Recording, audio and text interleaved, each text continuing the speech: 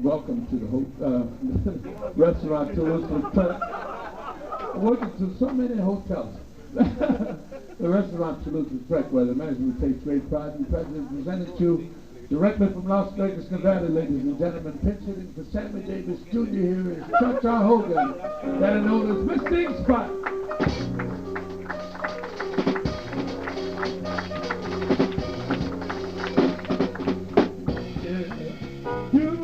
The X-ray, you'll find that it is the quickest way to holler. If you miss the X-ray, you'll find that you missed the quickest way to holler. Sorry, get on board, it's coming. Hear those petrol humming. All aboard. Come on and take the A-train. You'll find that you get all of it.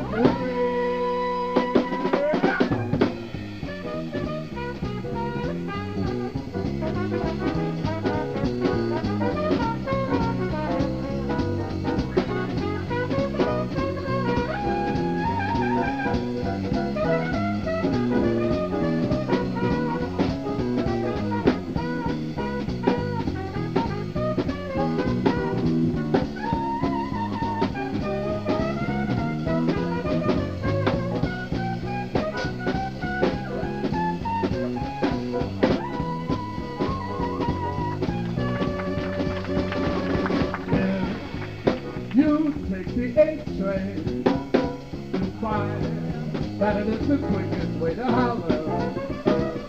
If you miss the A-train, you'll find that you miss the quickest way to holler. Hurry, get on board, it's coming. Hear those petrol humming, all aboard. Come on and take the A-train. You'll find that you can holler if you hurry.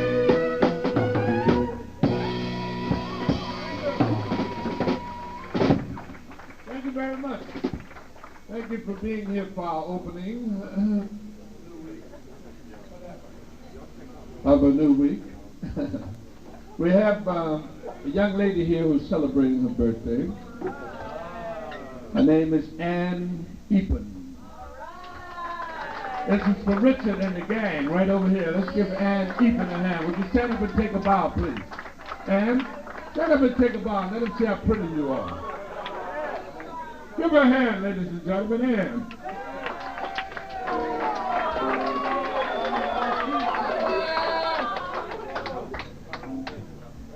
She's on current affairs on the radio. Is that right? Yeah, radio personality. That's show business. All kind of entertainment is considered show business. And definitely the radio is entertainment. Because I don't have a TV, I just stay up all day and look at the radio. Hint, hint, hint, hint. That's a direct hint if I ever heard one. Also, we have someone celebrating his birthday, ladies and gentlemen, a young man that's been very nice to me. He's just like a brother. As a matter of fact, I consider him a brother. He's celebrating his birthday today, and we'd like you to get together and give a hand to our pianist, Mr. Jeremy Montero. How about it? Jeremy. Right on, brother. That's good. In the United States, we call one another mother. And that's not a half word either, that's considered. That's what it says. We would like to continue, ladies and gentlemen, and do so we'd like to do for you a little tune entitled Here's That Rainy Day. We hope you like that.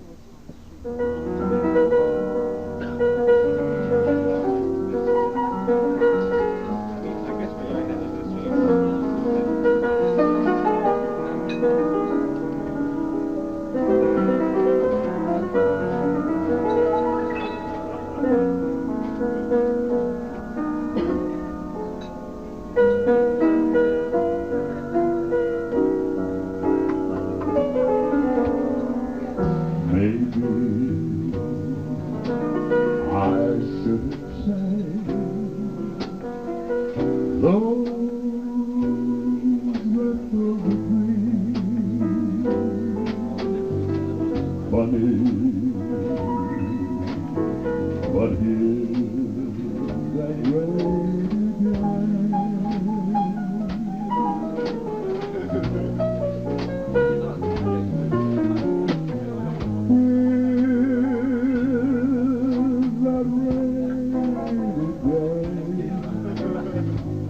They told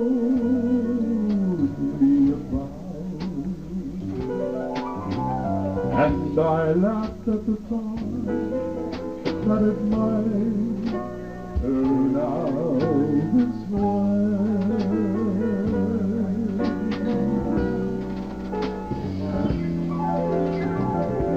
Where is that worn out wrist that I threw aside after it dried while longer there?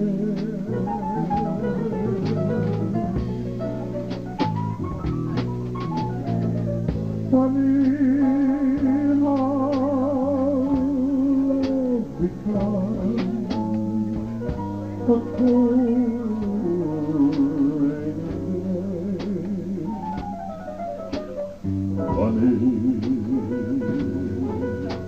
that rainy day is here.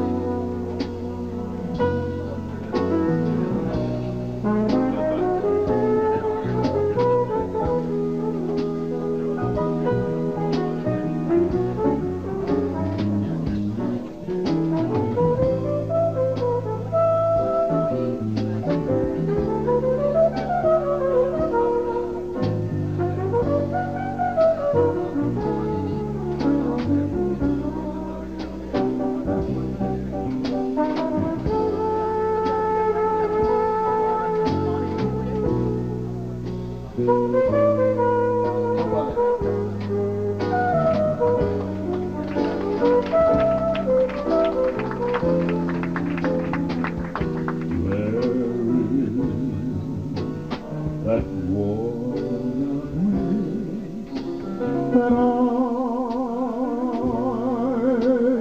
threw aside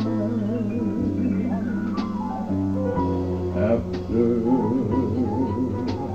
it dried while over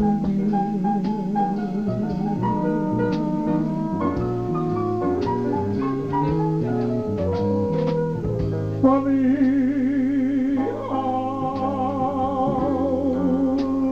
becomes a cold rainy day. Funny, that rainy day is here.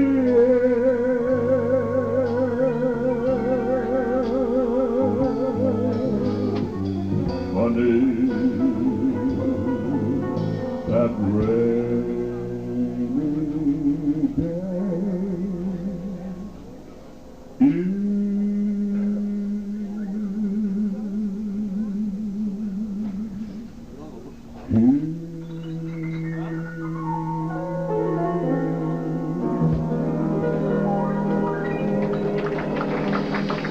Thank you very much.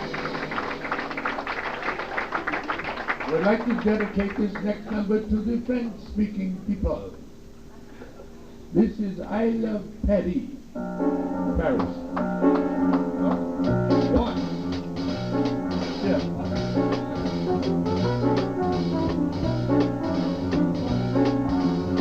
I love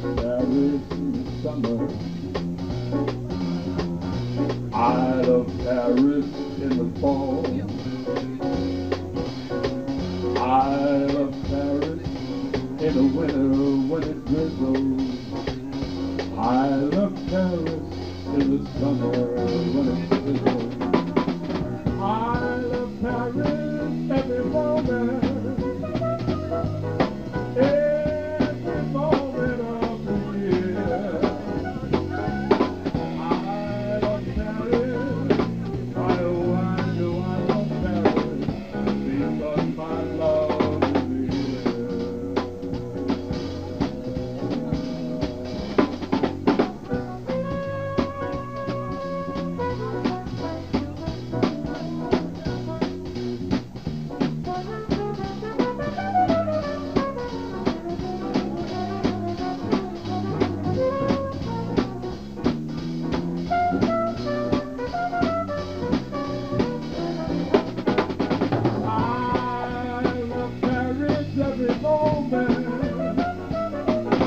Every moment of the year. I love Paris. Why, oh, why do I love Paris? Because my love is here. Is here. Don't you know?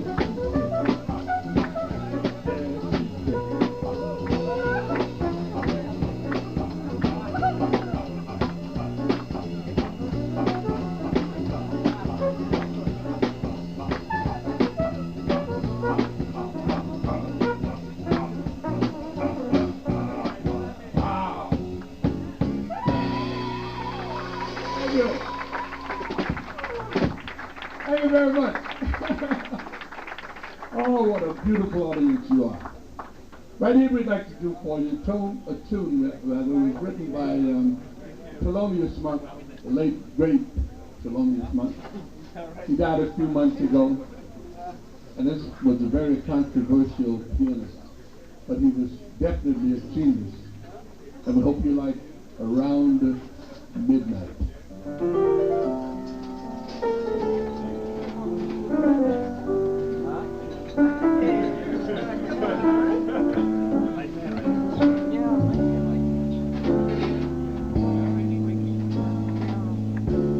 It begins to tell round midnight, round midnight.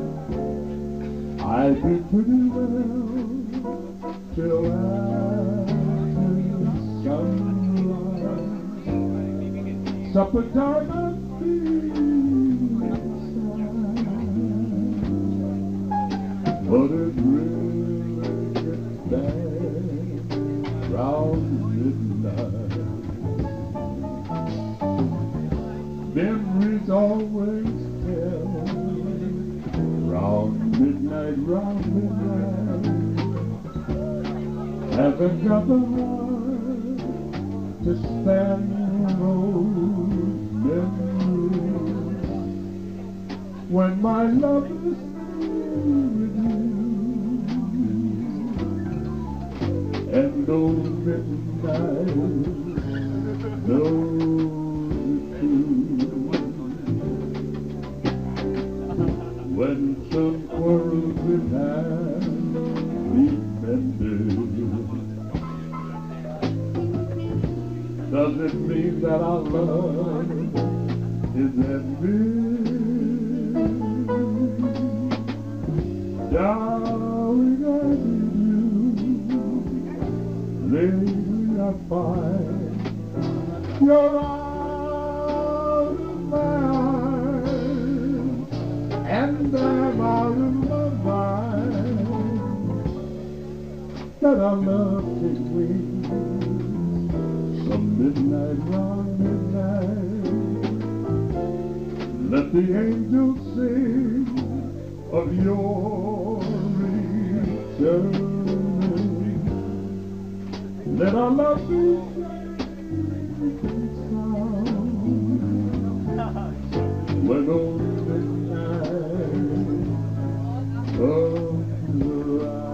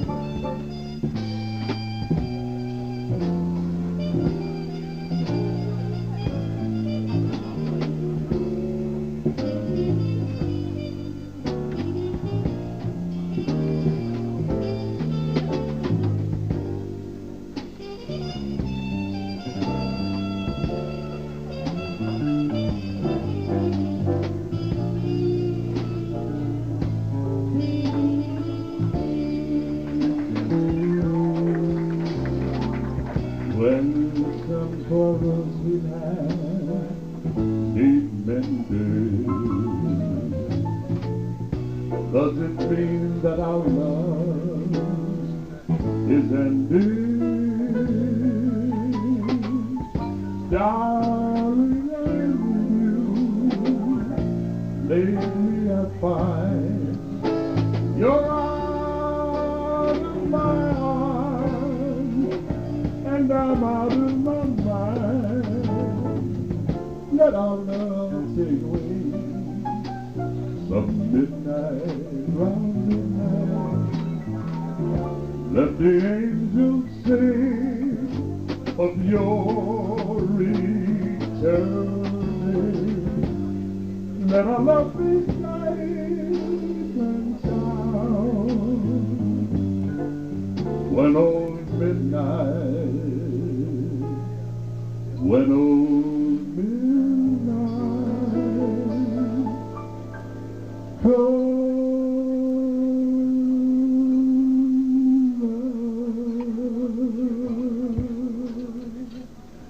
round.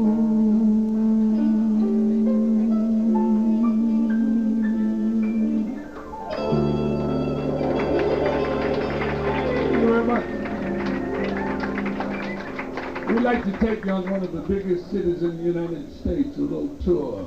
We're going to New York. One more time.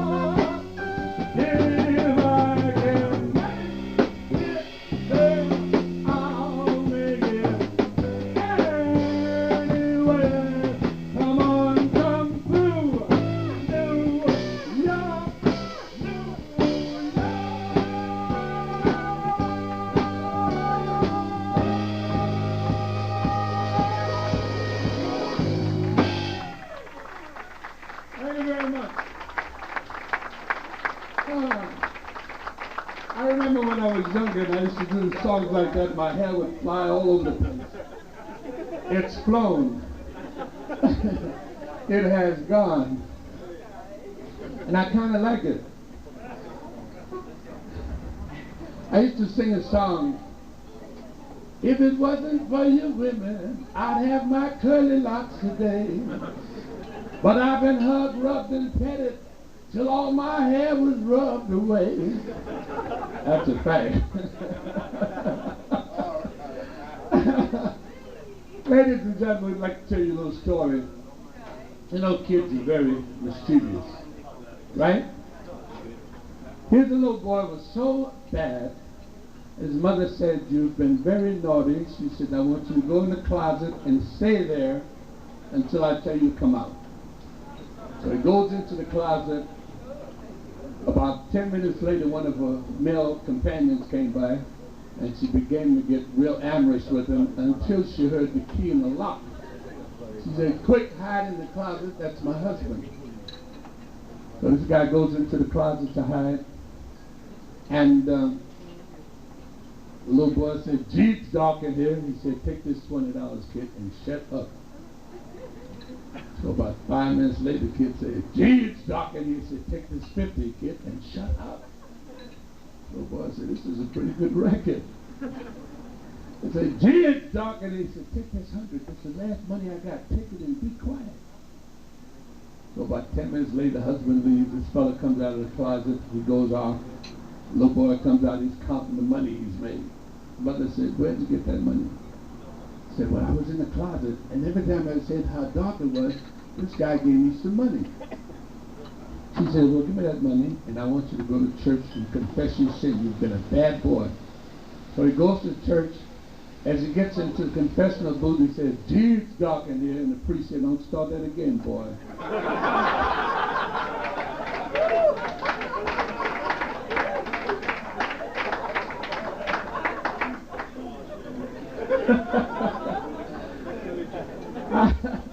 Not sacrilegious, that's just one of them things. I got a little boy 5 years old, right? And he's playing with this rubber ball, he's bouncing it. It was one of those golf balls he took out of my bag. And it bounces over into the chicken yard, and the hen thought it was an egg, so the hen squats over the ball. My little boy, this made him angry. He went over and kicked the hen. My wife saw him, she said, "Now, young man, just for that, you get no fried chicken for at least 6 weeks." He was real perturbed behind that. So coming out of the chicken yard, you see the dog, he kicked the dog. She said, "Now, just for that, you get no hot dogs for 6 weeks." I had been shopping. I'd come on with an armful of groceries. I'm walking up the back step, and I don't see the cat, and I stepped on the cat's tail. My little boy said to me, he said, "Daddy, you got a surprise coming for at least 6 weeks."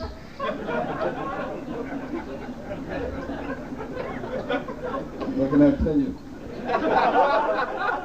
These things happen. He didn't know I knew a secret, though, you know, how to get beyond those kind of barriers. And you know, when we were kids, we were very poor. And my father, to keep us from being disappointed on Christmas Eve, he went out, took the shotgun and went out in the backyard and shot it up in the air. And he came inside and told us kids Santa Claus had just committed suicide. Needless to say, we had no toys at Christmas. I'm from a very poor family. That's right. As a matter of fact, I had an uncle in Chicago who died. And my aunt was too poor to bury my uncle, so what she did, she gift wrapped him, sat him on the back seat of the car, and somebody stole him. Good way to get rid of a body, huh? They'll steal anything in Chicago. Here's a white guy coming down this country road. He got drunk. He's tore up. He says, "Well, I intend to take a shortcut through this graveyard." Stumbles into the graveyard, falls into a freshly dug grave. And he's trying to get out, but he can't get out because the grave is very deep. So he says, "Well, I guess I'll just sit back here until the workers come in the morning and they'll let me out." Now here comes a black guy down the same road, and he's tore down. I guess I'll take a shortcut through this graveyard here and go home. He stumbles and falls into the same grave, and he's trying to get out. He's scratching and digging, trying to get out. But he don't see this white fellow sitting in the back in the same grave. The white fellow said, "You won't get out." He did. And he left his shoes still tied. The gatekeeper said he saw two white fellows leave the cemetery. Wonder how that happened. You know, I was working in Hong Kong, China. And you know, Chinese people, they don't laugh too fast at jokes. I had about 50 one night, sitting right down front. They wouldn't laugh at nothing, just looking at me like they want to iron a shirt. I said, "Laugh, damn it." Here comes the cleaver. You know, so much for that. When I first came here, our illustrious bistro owner and our host, Dr. Gopo Singh, he's sitting right over here. He's so quiet, you don't even know he owned the joint. I guess he don't want nobody asking for a drink. No, oh, he's nice. He's a very nice fellow. Very quiet and genial, you know what I mean? This is my place. Everybody would know it. This is my place now, everybody. Be cool. You know what I mean? This guy sits over and just is quiet. You never know he owned the place. He took me, I'm telling you what he did. He did me dirty tricks. He played a trick on me I wouldn't do to if I was enemy. I'm going to take you and show you around Singapore. I said, "Oh, that's nice, doctor." So he took me to his first building and said, "This is a hospital." But he didn't tell me it was a mental institution. So I see funny things happening. You know, one guy rolled a wheelbarrow upside down. You know, some guy said to him, says, "Why are you rolling that wheelbarrow upside down?" He said, "You think I'm crazy? If I turn it over, somebody's going to put something in it." All these kind of things, you know. There was three guys. One of them was snatching in the air like that and sticking something in his pocket. And another one was taking something out of his pocket, throwing it to the air. And the third guy was doing this. So I asked the doctor, I said, "What are you doing?" He said, "I don't know. Maybe you should ask him." I asked the first guy, I said, "What are you doing?" He said, "Catch a falling star and put it in your pocket, never let it fail." He had heard Barry Como somewhere. I asked the second guy, I said, "What are you doing?" He said, "Return to the stars." And the third guy said, "What are you doing?" He said, "I'm getting the hell out of here. These two guys are crazy." Jeremy told me that joke. Went over pretty good today, Jeremy. So now, we're walking down this hallway, and there's one guy mopping the floor, and another guy's hanging from the ceiling. So I asked the doctor, I said, "Now, why is he hanging from the ceiling?" He said he thinks he's a light bulb. He said, "I think I'll take him down and give him a little therapy." So he unscrews him, and they're taking this guy down the hallway, and the guy who had been mopping back there, he's tagging along. So the doctor turned around and said, "Where are you going?" He said, "Hell, I can't mop back there in the dark." It's kind of hard. You know, Jesse James was one of the baddest men ever to live, right? And Jesse James got on this train, he said, "Ladies and gentlemen, my name is Jesse James, and you know why I'm here." He says, "I'm going to rob all the women and rape all the men." And a little lady on the train said, "Oh, you got that wrong, Mr. James. You mean you're going to rob all the men and rape all the women?" And this queer fellow steps in, "You let Jesse rob this train the way he wanted, honey." You know what he's doing.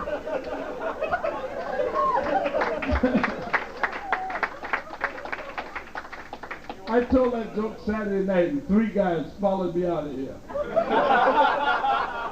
And 2 of them got away. It's terrible. Things like this happen, though, you know what I mean? Now, here's a lady, I'll show you an incident that happened. Here's a lady sitting on the train, and she's got a big bag right next to her.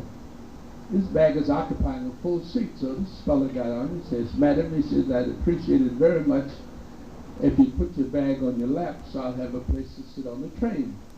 And this lady was quite English. She says, "I'm not going to move my bag. Why, you Americans come over here and you try to take over. I'm not going to move my bag. So all the fella did was lift the window up, pick the bag up, and threw it out the window, and he sat down. A little English fella in the back of him touched him on the shoulder. He says, "I say, old man, you Americans are quite backward, aren't you?" He said, "You drive on the wrong side of the road, you eat with the wrong hand, you just threw the wrong bag out the window."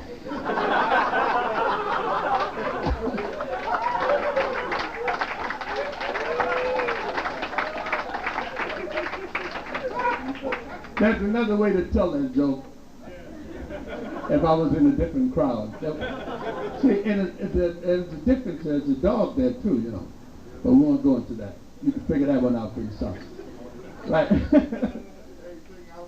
Yeah. What's it all about? Bow wow. Now here comes a birthday, happy birthday to you. And the candle just went out. Happy birthday, get the lighter, dear Jeremy. Happy birthday to you. He's taking help trying to keep that candle lit. Happy birthday. Blow it out, Jeremy, before it goes out. Jeremy's birthday. Let's give another hand, ladies and gentlemen. The cake came in. And they all, Jeremy, you got a lot of presents coming because you're working for a good concern here. We take care of our own. Hey, when you people gonna get a cake over at that table? That's a cheap table. Y'all ain't got no cake yet? Huh? Oh, you ate it already? You giant turkeys. Ate the cake and didn't leave me a piece. There is. There is a piece? Oh, I love you so much. I was just kidding. I know you were gonna leave me a piece of cake. I was telling Jeremy over there, I said, they ain't gonna leave me a piece of cake, Jeremy. Don't worry about it. What kind of cake is it? It smells like it's got, no, I won't say that. No, it smells like it's got peaches or something. Let me taste it. Is that apple? Apple strudel? Is this apple strudel? I've heard of apple strudel. Apple pie. No, it's not. It's soup fly pie and apple pan dowdy. Makes your eyes light up and your stomach say howdy. Remember that song? All right, Jeremy, when you gonna cut your cake? After? After what? After I go home? Well, it's in a box. That's good. Let's open it up, Jeremy. Let's see what it looks like. Open it up, man. Don't hold no cake back. Ooh! Look at this cake. It's got 17 different flavors. Strawberry, chocolate. Where'd that cake come from? I didn't know they made them like that. I thought when you get a cake, you get a chocolate cake or you get a vanilla cake. He's got 17 different flavors over there. That must come from, what's that place that sells 33 flavors of ice cream? No? Baskin Robbins, yeah. That's a Baskin Robbins cake, 33 flavors. It's from everybody here and from everybody at Hogan. And each one of them gave you a piece too, Jeremy. You got quite a few friends. Let's give Jeremy another hand for his birthday, ladies and gentlemen. Beautiful cake. And also Miss Ann, Epan, not Eaton. Epan. Miss Ann Epan. Let's give her another hand on her birthday. Listen, you know, all good things must come to an end, and this show is no different. This is a good thing, and we got to bring it to an end. But before we do our last song, I'd like to say that the Traffic Bureau has predicted that during this week there'll be at least 100 deaths from drunk driving. So let's all get drunk and get on out there and get them. Get them before they get you. You know what they say? A friend in need is no friend of mine. And do unto others first. It's a little philosophy. Confucius was one of the smartest men ever to live. I won't say Chinaman. He was one of the smartest men ever to live. And Confucius said, short man dance with tall woman, get busting mouth. I didn't say it, Confucius said it. Now, he was smart. Confucius also said, elevator, better known as lift here, smells different to midget.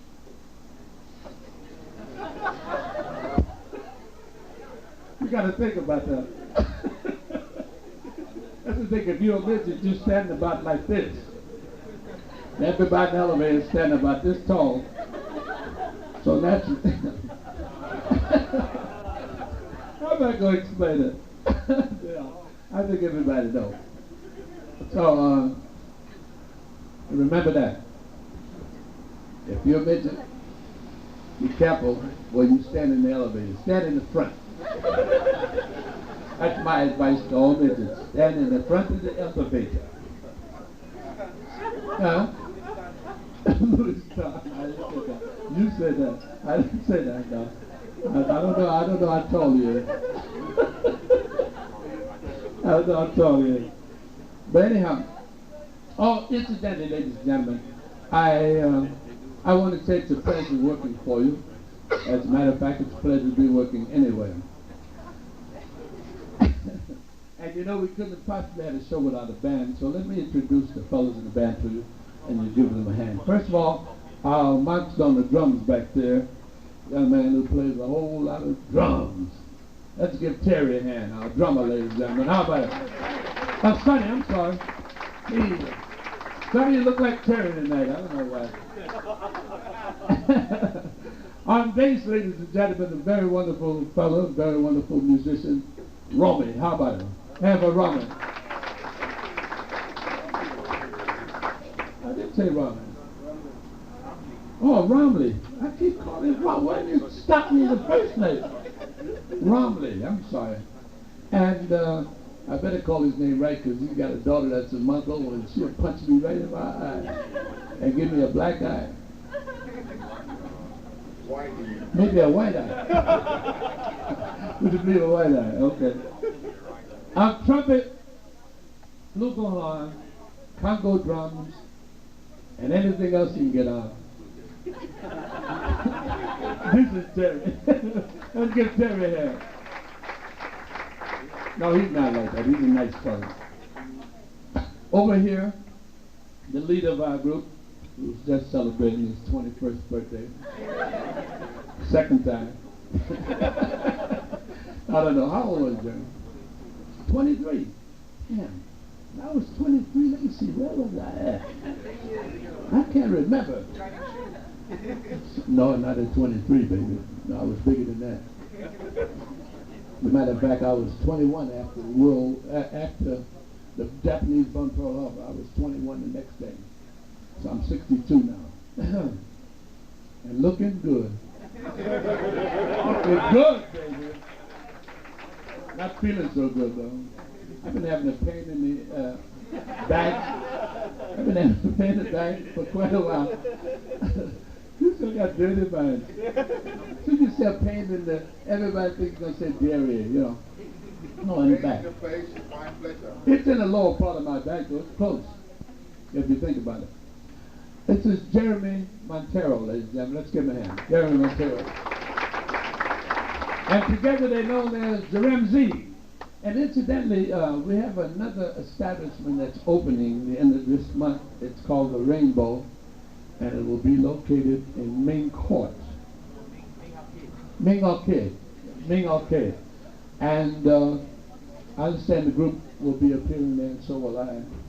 We'll do a happy hour there. This is where you get drunk.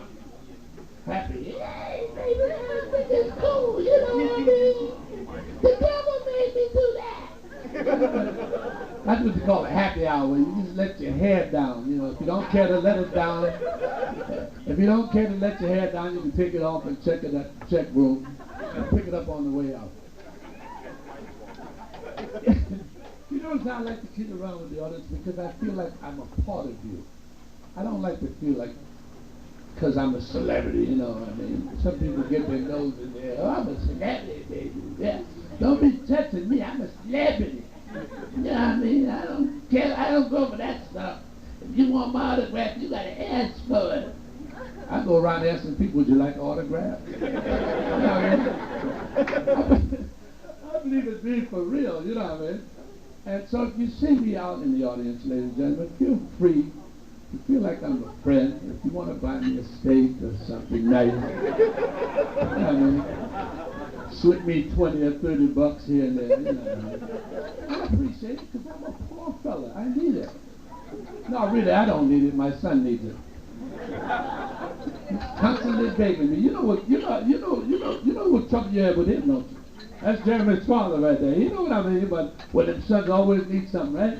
Hey, daddy, I gotta, hey, daddy, hey, daddy, I gotta take this girl out tonight, daddy. You know, always want money. We'd like to say hello to Mrs. Montero, Jeremy's beautiful wife over here. Would you give her a hand? How about it? Make her happy. But, and getting back to me, this is the commercial. Oh yeah, baby, this is it. This is the tape that I made in Las Vegas, Nevada. And I ain't gonna make no more until we sell the rest of these. Don't laugh, we just sold 10 this year. We're selling like hotcakes. Selling like hotcakes in the White House. So if you like one of these, ladies and gentlemen, it's very reasonable. And the money isn't for me. It's for a kid, my kid, who needs all the time. So if you'd like to take CD as soon as this next tune is over, and I'll be glad to sell you one. Very reasonable. It's under 100. And it's over 19. So anywhere in between there you like to fit is perfectly all right. We'd like to do for you a thing here called My Way, and we hope you like it.